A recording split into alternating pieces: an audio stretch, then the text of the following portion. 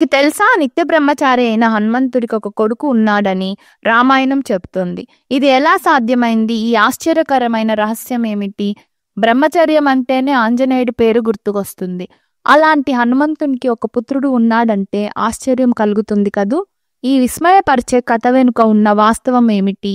ఈ ప్రశ్నకు సమాధానం రామాయణం అందించే అద్భుతమైన కథనంలో ఉంది. హలో ఫ్రెండ్స్, రామాయణం అనగానే మనకు ముందుగా స్ఫురించేది శ్రీరాముడు, సీత, లక్ష్మణుడు మరియు అంతులేని బలం, శక్తికి ప్రతీక అయిన హనుమంతుడు.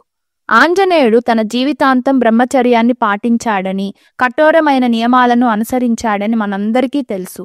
అలాంటి నిర్మలమైన బ్రహ్మచారికి ఒక కొడుకు ఎలా పుట్టాడు? ఇది నిజమా? ఈ ఆసక్తికరమైన కథ ఏమిటో, దీని వెనుక ఉన్న దైవిక లీలా విశేషాలేమిటో ఈ వీడియోలో వివరంగా తెలుసుకుందాం. మీరందరూ ఈ అద్భుతమైన కథను ఆస్వాదిస్తారని ఆశిస్తున్నాను. ఈ అపురూపమైన గాథ రామాయణంలో సుందరకాండ తర్వాత వచ్చే యుద్ధకాండలో ప్రస్తావించబడింది.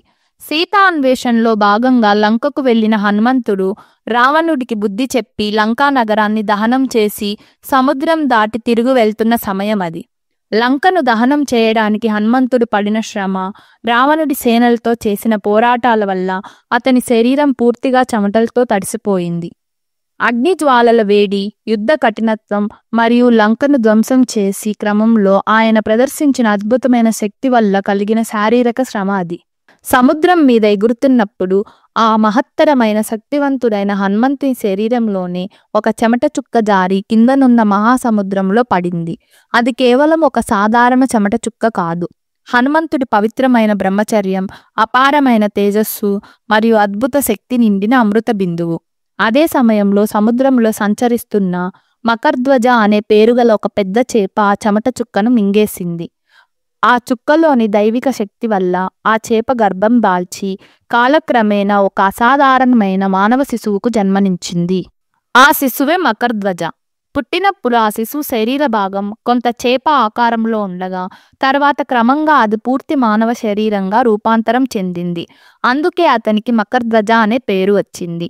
మకర అంటే ముసలి లేదా చేప, ధ్వజ అంటే జెండా లేదా చిహ్నం, అంటే మకరం చేప గుర్తు ఉన్నవాడు అని అర్థం.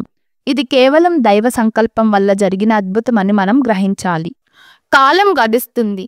లంకకు సమీపంలో ఉన్న పాతాళ లోకంలో మకరధ్వజను అహిరావణుడు అనే మహాశక్తివంతమైన రాక్షసుడు పట్టుకుంటాడు. ఈ అహిరావణుడు ఎవరో కాదు, లంకాధిపతి రావణుడి స్వయానా తమ్ముడు, మంత్రతంత్రాలలో నిష్ణాతుడు. అహిరావణుడు మకరధ్వజలోని అద్భుతమైన శక్తిని, వీరత్వాన్ని చూసి ఆశ్చర్యపోయాడు. ఇలాంటి బలిష్టమైన వానర వీరుడు తనకు ద్వారపాలకుడుగా ఉంటే తన పాతాళ లోకానికి తిరుగు ఉండదని భావించి అతన్ని తన పాతాళ లోకానికి ద్వారపాలకుడుగా నియమిస్తాడు. యుద్ధం జరుగుతున్న సమయంలో ఒకానొక సందర్భంలో అహిరావణుడు తన మాయాశక్తితో శ్రీరాముడు, లక్ష్మణులను మోసగించి నిద్రపోతున్న వారిని అపహరించి తన పాతాళ లోకానికి తీసుకెళ్తాడు. తన ప్రభువులైన రాముడు, లక్ష్మణులను రక్షించడానికి హనుమంతుడు పాతాళ లోకానికి వెళ్తాడు. అక్కడ పాతాళ ద్వారం వద్ద హనుమంతుడికి ఒక వానర వీరుడు ఎదురవుతాడు. ఆ వానర వీరుడిని చూసి హనుమంతుడు నివ్వెరపోతాడు. ఎందుకంటే ఆ వీరుడు ముఖం అచ్చం తనలాగే ఉంటుంది. నువ్వు ఎవరు? నా రూపంలో ఉన్నావు అని ఆశ్చర్యంగా అడుగుతాడు హనుమంతుడు. దానికి మకరధ్వజ, నేను మకరధ్వజను, హనుమంతుడి కొడుకుని అని ధైర్యంగా చెప్తాడు. ఆ మాట విని హనుమంతుడు నిర్ఘాంతపోతాడు.